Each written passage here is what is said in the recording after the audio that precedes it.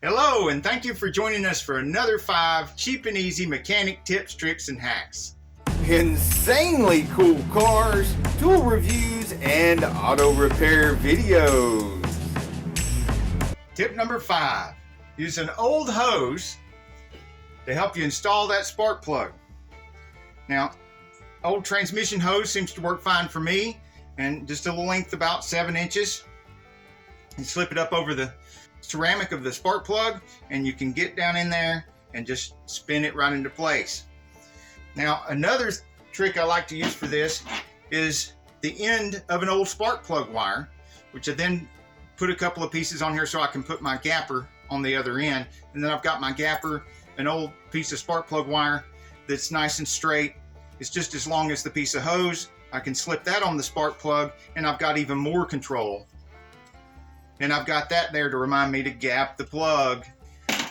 A bonus tip for this, though, is before you even take the old spark plug out of there, take some brake clean or something and spray that out and clean that real good so that when you go to put the new spark plug in there, you won't have any gum that might possibly get on the electrodes and bridge the gap. So if you have a bridged gap, you're going to have a misfire.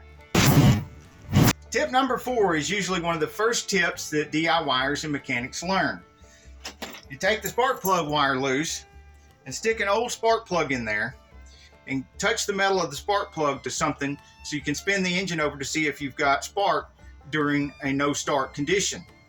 And it needs to be a known good spark plug, one that you've used before, taken out of something you knew was still sparking. But an even easier way of doing this that you may not know of is that Lyle makes this tool, and there's the part number right there, but there's also a link in the description of the video to this tool. It comes with a little piece of wire and a spark tester that's transparent, and you can take the wire loose on the car and stick it in the end of this spark tester, and if the wire on your actual plug looks like this, you stick that in there. If the wire on your plug looks like this, you stick that on the plug, and then you stick the other end into the spark tester. And now that you've got this on the plug on the car and this the wire on the car, you've got a closed loop. You don't have to have somebody holding any of this, having a chance of getting shocked while you spin the car over. And you can, if you can put this in a place where you can see it from turning the key, you can do it by yourself without assistance, or you could set your phone somewhere and put it on record, point it at this, spin the car over, and then go look at the video on your phone. That way you can do it alone without a helper. Tip number 3 is use a bungee cord as a helper.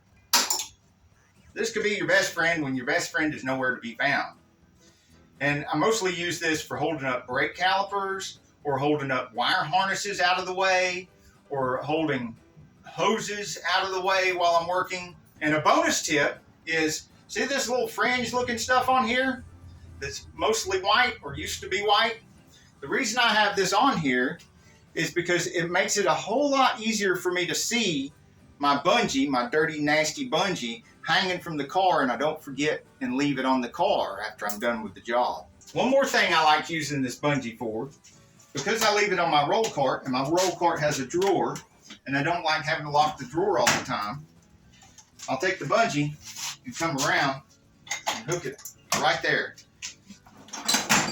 Keeps my drawer closed. Oh, wow. It's buy some cheap, no-name wrenches. Why buy some cheap, no-name wrenches?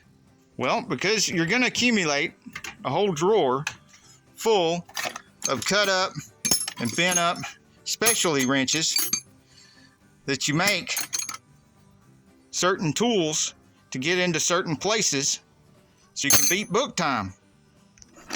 Some of them are going to look really weird when you're done. You're still going to buy some specialty wrenches like these snap-ons and lots of other specialty wrenches. But before you have the money to do that, you sure as heck don't want to be modifying your snap-on or your Craftsman wrenches. And even after you have all these nice special wrenches and stuff, you still end up using sometimes an old cheap wrench to modify into exactly the type of tool that you want and need in that moment. And my number 1 tip today is like a cheat code for electrical testing. It's relays with switches on them. Check this out. They come in a kit full of a bunch of different relays. You can take your original relay out, stick one of these in its place, then turn the key on the car, of course, and then press on to activate the relay to see if whatever's downstream from the relay is capable of working or not, or turn it off. This can really shortcut your diagnosis of that circuit. All of these have a little switch on them. And you'll be seeing me using these in some of my repair videos. What do you think of all those tips, Shop Cat? You don't like mechanic tips? Just not interested at all? Come on, Shop Cat, those were good.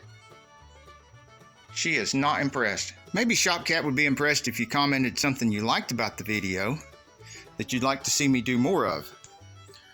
Or maybe you could comment something you didn't like about the video so I can make better videos later.